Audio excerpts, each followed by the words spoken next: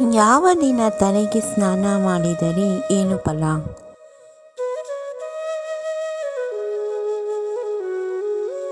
ಒಂದು, ಪ್ರತಿದಿನ ತಲೆಗೆ ಸ್ನಾನ ಮಾಡುವುದರಿಂದ ಮನೆಯಲ್ಲಿ ದರಿದ್ರ ಉಂಟಾಗುತ್ತದೆ.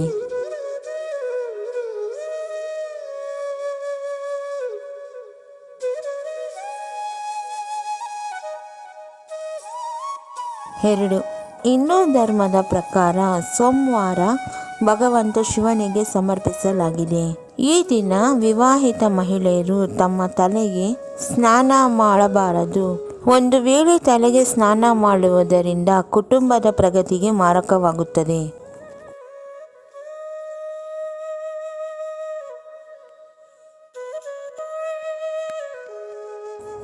3, ಮಂಗಳವಾರ ದಿನದಂದು ಸಹ ವಿವಾಹಿತ ಮಹಿಳೆಯರು ಹಾಗೂ ಅವಿವಾಹಿತ ಹುಡುಗಿಯರು ತಲೆಗೆ ಸ್ನಾನ ಮಾಡಬಾರದು.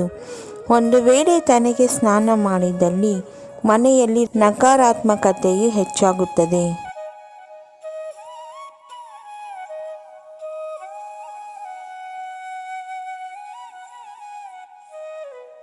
4, ಬುಧವಾರ ದಿನದಂದು ಹುಡುಗಿಯರು ಹಾಗೂ ಮಹಿಳೆಯರು ತಲೆಗೆ ಸ್ನಾನ ಮಾಡಬಹುದು. ಇದರಿಂದ ಮನೆಯಲ್ಲಿ ಸಂತೋಷ ಸಮೃದ್ಧಿ ಹೆಚ್ಚುತ್ತದೆ ಹಾಗೂ ವ್ಯವಹಾರದಲ್ಲಿ ಲಾಭ ಹೆಚ್ಚಾಗುತ್ತದೆ.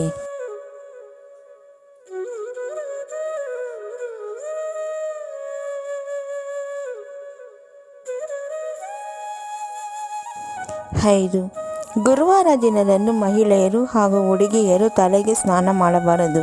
ಈ ದಿನದಂದು ತಲೆಗೆ ಸ್ನಾನ ಮಾಡುವುದರಿಂದ ಆಯುಷು ಕಡಿಮೆಯಾಗುವುದರ ಜೊತೆಗೆ ಆರ್ಥಿಕ ಸಮಸ್ಯೆ, ಹಣದ ನಷ್ಟವಾಗುವ ಸಾಧ್ಯತೆ ಹೆಚ್ಚು.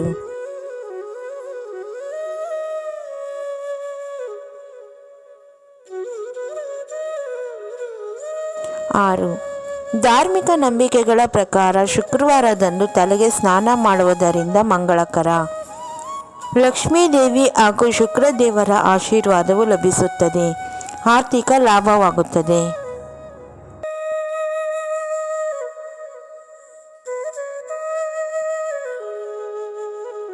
7, ಶನಿವಾರದಂದು ಮಹಿಳೆಯರು ಮತ್ತು ಹೆಣ್ಣು ಮಕ್ಕಳು ತಲೆಗೆ ಸ್ನಾನ ಮಾಡಬಾರದು. ಒಂದು ವೇಳೆ ಸ್ನಾನ ಮಾಡುವುದರಿಂದ ಅಪಶಕುನ ಎಂದು ಪರಿಗಣಿಸಲಾಗುತ್ತದೆ. ಸಾಕಷ್ಟು ಬಿಕ್ಕಟ್ಟು ಎದುರಿಸಬೇಕಾಗುತ್ತದೆ.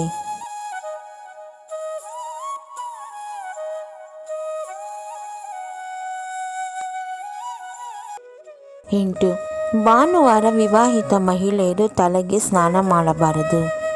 ಅವಿವಾಹಿತ ಹುಡುಗಿಯರು ಹಾಗೂ ಪುರುಷರು ತಲೆಗೆ ಸ್ನಾನ ಮಾಡುವುದು ಒಳ್ಳೆಯದು.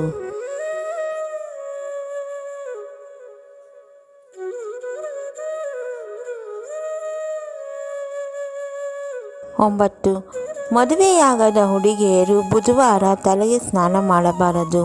ಅದರಲ್ಲೂ ಕಿರಿಯ ಸಹೋದರನನ್ನು ಹೊಂದಿರುವ ಹುಡುಗಿಯು ತಲೆಗೆ ಸ್ನಾನ ಮಾಡುವುದರಿಂದ ಆಕೆಯ ಸಹೋದರನು ಕಷ್ಟಗಳು ಎದುರಿಸಬೇಕಾಗುತ್ತದೆ.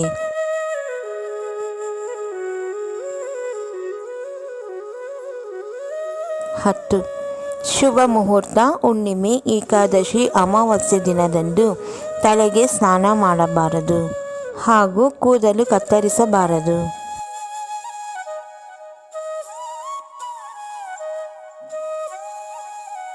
11, ಶನಿವಾರ ದಿನದಂದು ತಲೆಗೆ ಎಣ್ಣೆ ಹಚ್ಚಬಾರದು.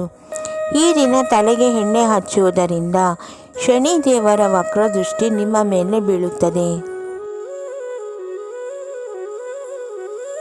12, ಸೋಮವಾರ ದಿನದಂದು ಕೂದಲಿಗೆ ಎಣ್ಣೆ ಹಚ್ಚಬಾರದು ಹಾಗೂ ಉಗುರುಗಳನ್ನು ಕತ್ತರಿಸಬಾರದು.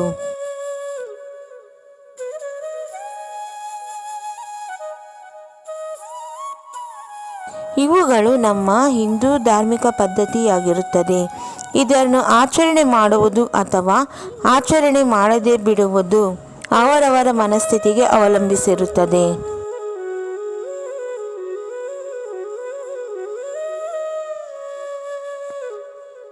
ನಮ್ಮ ವಿಡಿಯೋ ನೋಡಿದ್ದಕ್ಕಾಗಿ ತುಂಬ ಧನ್ಯವಾದಗಳು ಸ್ನೇಹಿತರೆ. ನೀವಿನ್ನೂ ನಮ್ಮ ಚಾನೆಲನ್ನು ಸಬ್ಸ್ಕ್ರೈಬ್ ಮಾಡಿಲ್ಲವಾದರೆ ದಯವಿಟ್ಟು ಈಗಲೇ ನಮ್ಮ MS ಯೂಸ್ಫುಲ್ ಮಾಹಿತಿ ಚಾನೆಲನ್ನು ಸಬ್ಸ್ಕ್ರೈಬ್ ಮಾಡಿ, ಬೆಲ್ ಐಕಾನ್ ಮೇಲೆ ಕ್ಲಿಕ್ ಮಾಡಿ, ನಿಮ್ಮ ಸ್ನೇಹಿತರಿಗೆ ಶೇರ್ ಮಾಡಿ. ಎಲ್ಲರಿಗೂ ಈ ಮಾಹಿತಿ ತಲುಪಲಿ. ಮುಂದಿನ ವಿಡಿಯೋದಲ್ಲಿ ಸಿಗೋಣ.